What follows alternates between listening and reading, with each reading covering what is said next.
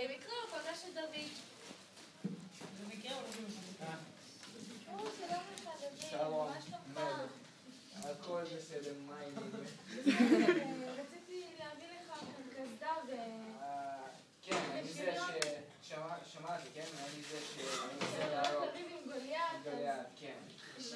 תגן עליך. אחד?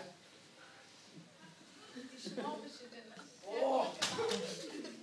זה כבד מדי. לא, אתה חייב, דוד, אתה לא, חייב. שמע, מלך, אני לא צריך דברים האלה.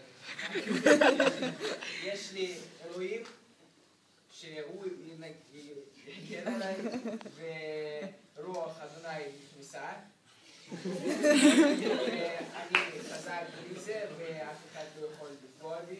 יש לי אדמות אלוהים יהיה איתך. ילדים לי תשלח.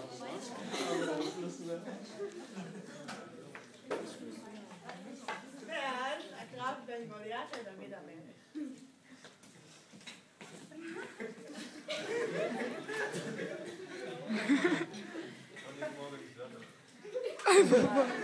אתה חושב שאם אתה כזה גבוה וכזה עשירי